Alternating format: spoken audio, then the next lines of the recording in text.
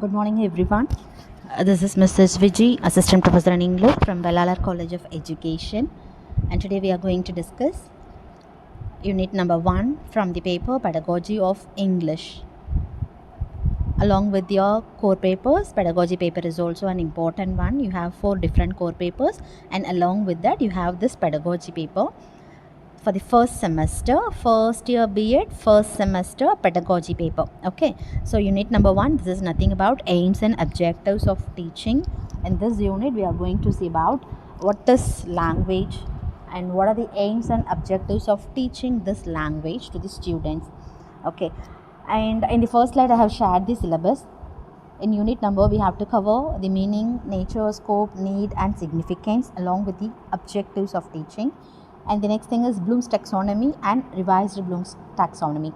These are the two different things we are going to see in this unit. Okay, the first unit is a little bit a bigger one, so I have classified into two different sections. One is the need and significance, aims and objectives of teaching, and the another one is Bloom's taxonomy and revised Bloom's taxonomy. Okay, let me try to complete the first half by today. So in the introduction, can you tell me the difference between the aims and objectives? As a teacher, it is our role, it is our responsibility to understand the difference between the aims and objectives. So before entering into the topic, let me give a small definition about these two things. It is nothing about the aim, we can say it is like a long-term vision. Objectives, it's like a short-term vision. Instead of that, we can say in some other way also, aim, it is our target, and the objectives, the way which we are using, the method which we people are using to reach our target. Okay, aim is what to do and objective is how to do.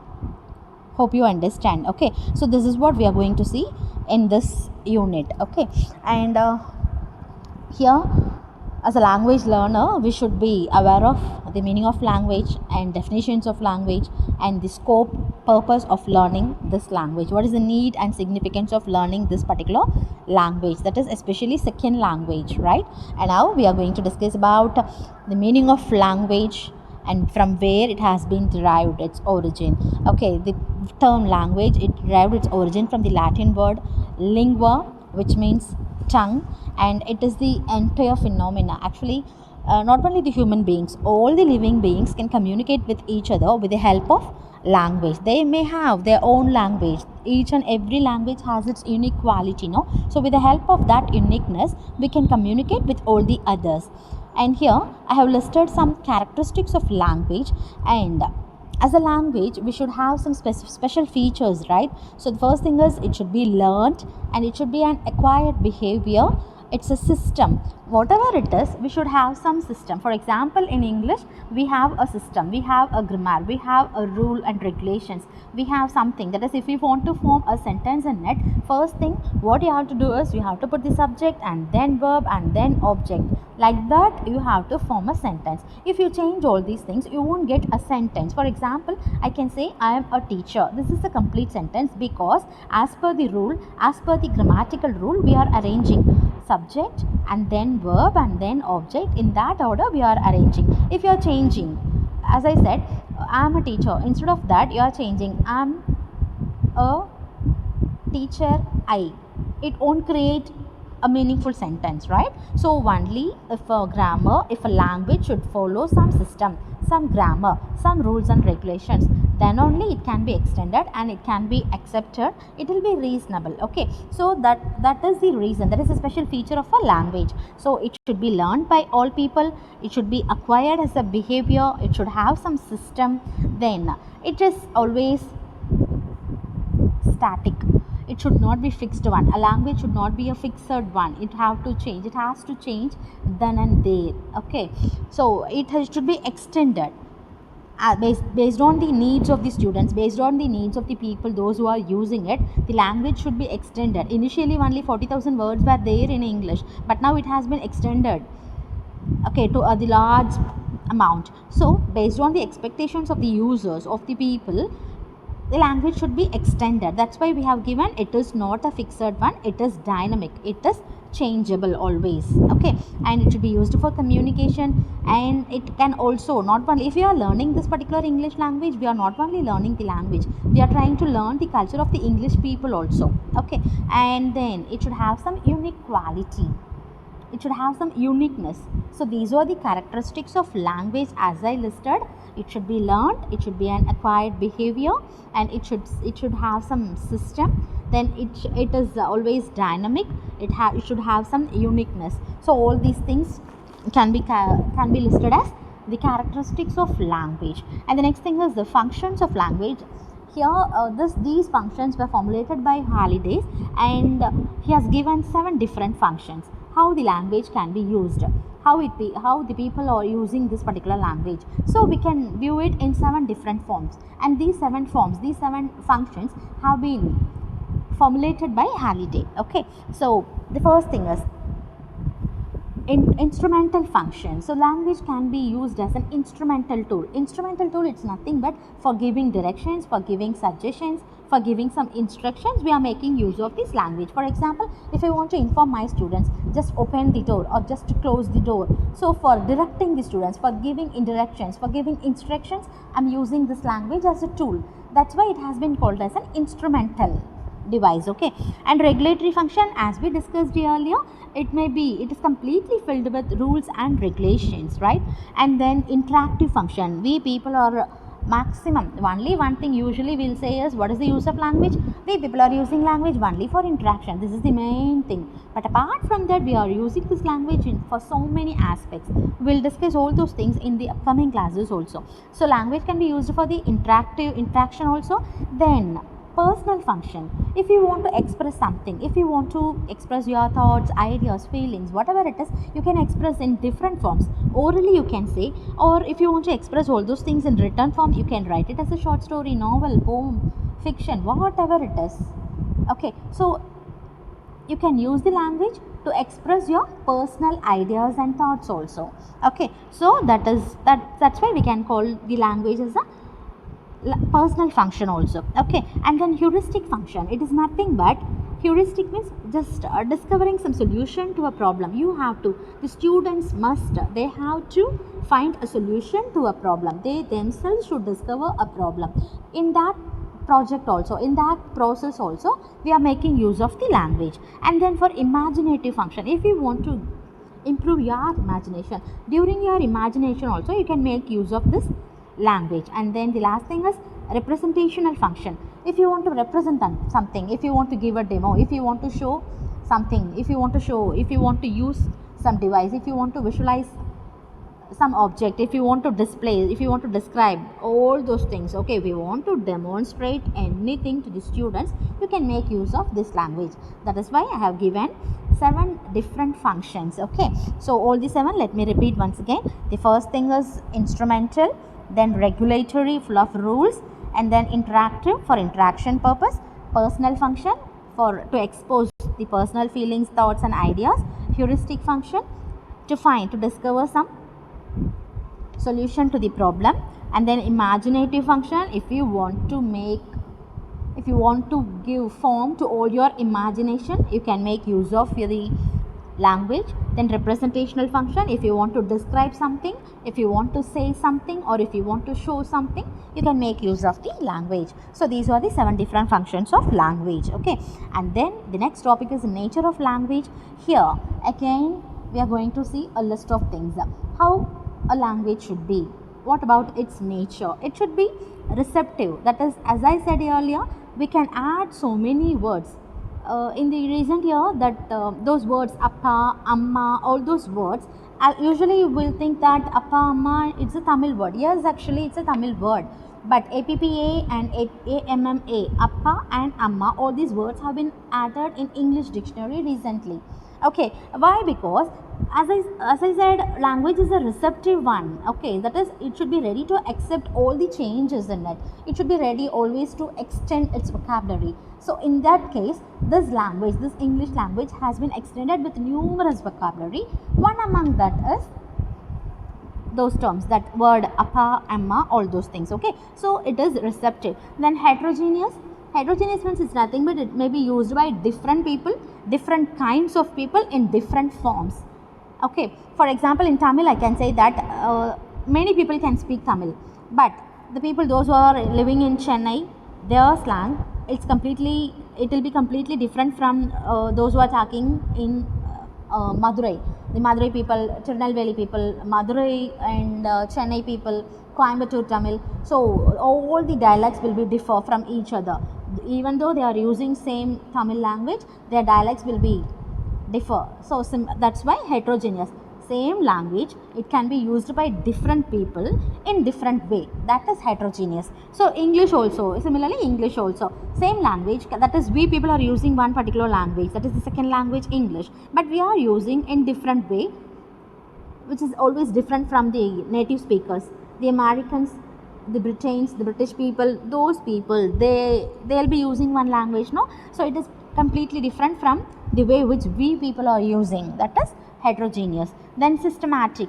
So as we discussed earlier, a language should follow some systems. It should have some grammar, it should have some rule, it should have some sound, it should have some phonology, morphology, syntax, all these things should be there. It should have some unique quality. Then it should be dynamic. As I said, dynamic, it will be ever changing, it should be changing always, that there will be some change always, it is not a fixed one. Okay, and then it should have some creativity, productivity, and it should be symbolic also. Symbolic, it's nothing but it may be considered, it may be included with numerous symbolic representation, numerous alphabets, numerous words and structures have been added, have been included in that. That is symbolic. And modifiable, we can make so many changes. We means not us, the educationists can make so many changes. Okay, and grammatical, we have to follow some grammar. It is not possible only in English, it is being followed in all the languages. For example, if you are taking Tamil, in Tamil also we have a set of rules in the name of Ilakkanam. Okay, similarly we also have English grammar. Okay, so all the language will have grammar. So these are the nature of English language. Is it clear? So it should be symbolic, it is modifiable, it's unique, it's dynamic, it's grammatical. So all these things are the nature of English language. And now we are going to discuss about the scope of English language. Scope means it's nothing but the demand. What is the demand? What is the demand of, for example, if you want to learn a new course, okay, your siblings or your neighbors or whoever it is, after completing +2, I'm going to join a new course, I'm going to enroll a new degree, which course I can select, like that. If they are asking, means you'll be checking now which course will have more scope in the future, like that. You'll be having which will be having good scope, good demand in the upcoming days, like that you'll be having, no? So everyone nowadays, a mindset, if you have a good proficiency, if you have good language proficiency, we can settle somewhere, like that we are thinking. So everywhere this language plays a major role. Okay, so each and every, the nook and corner of the country, okay, it has its place in the nook and corner of the country. So it has a great scope. Okay, it has a great demand also. So what is the reason? Because I have listed some of the reasons. Let us discuss. The main thing is for a employment purpose, for a good employment, for a good job and a decent salary. That is what I have listed. And numerous people, and even though in our country we people are using more than 22 languages, this English and Hindi plays a major role, and it has been approved as official languages also. And this English especially, we can call it as a multilingual one. Our country can be called as multilingual nation, and English is the third, our country is the third largest English speaking country. So we are making use of this language at its maximum. So it's our duty to learn all these things. Okay, so and apart from that, what are the remaining things? As I said, it has a good scope for employment purpose, for doing trade, for international travels, for continuing our higher studies in the abroad. Okay, and for all these things, along with all these things, we have some other special wishes also. That is, Why should I read this language? Some of them are learning language only for pleasure seeking purpose. That is, they want to enjoy English movies. They want to enjoy English songs. Okay, so just for that they are learning this language. And some other people, I want to learn the style, I want to learn the culture of English people, and with that purpose I'm learning English, like that some of them are saying. And some other people, I want to learn, I want to enjoy, I want to experience the literature, I want to enjoy the literature of English people, so for that purpose I'm learning English. So like all these things, okay, as per based on the mentality of these people, the purposes can be changed. Okay, so with all these purposes we people are learning English, and along with that we have some aims of teaching English. We have different aims. Please remember, we have 6 forms as per our curriculum. We have 6 different forms for teaching English. So whatever we are doing, it should have some aim. No, if for example, if I am teaching a particular language, I should have some aim for these people. It should be taught for this purpose, like that I should have some involvement. I should fix my target, then only I can continue. So similarly I should have, okay, some purpose in it, purpose for all my actions, for all my performances. So if we want to teach as a language teacher, if you want to teach something, we should have some aim. Similarly, if we are teaching English language, we should have some aim. So here we have given 6 different aims. The first one is general aim, then cultural aim, literary aim, utilitarian aim, linguistic aim, and the last one is interrogative aim. So let me explain one by one. General aim, it's a common to one, it's common to all, as I said, with common purpose. Everyone is learning, I am also learning. That thing was given, that language has been suggested as a second language in our educational institution, so I am also learning. It's a general purpose, okay. And then the one is cultural aim. This thing also I have given just now. Cultural aim is nothing but in order to learn the culture of the English people, I want to learn this language. Then literary aim, I want to enjoy the literature, I want to enjoy the English literature. Okay, some people might have a dream, I want to read that Paradise Lost, Milton's Paradise Lost. I want to enjoy the beauty of the nature like Wordsworth. So with that purpose I want to enjoy, I want to learn this language. So just to learn, just to enjoy the culture or literature of English people, we are learning. So that is literary aim. And utilitarian aim, just for using purpose, I want to make travel, I want to continue my studies in foreign countries, I want to do my business in abroad. So just for that, there is no other way, I want to use this language, okay, for my personal uses and all. So with that purpose I'm learning. Then linguistic aim, I want to learn so many languages. One among the languages English, that is linguistic aim. Then integrative aim. Integrative aim means I have listed so many aims in that previous point, no. So all these things together, that is integrative aim. With all these purposes I'm learning this language, that is integrative aim. So please remember all these 7, okay. General aim, it's common to all. Cultural aim, want to learn the culture of English people. Literary aim, I want to enjoy the literature of English people. Utilitarian aim, I want to use this language for so many purposes like travel, higher studies, trade.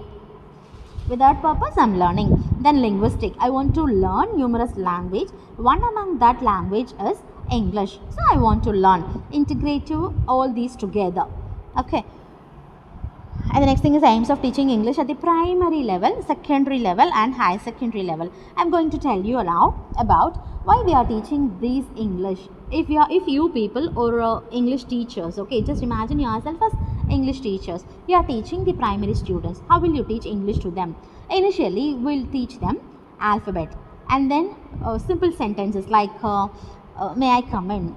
May I sit now? Shall I go now? Shall I drink some water? Sorry ma'am, thank you ma'am. Like that we can make them to use simple sentences first, okay. So that is the initial level, and then we can teach them small words, vocabulary, and at last we can teach them some rhymes and small stories. First initial step, we have to make them to listen to the English words. Listening should be the first one, okay.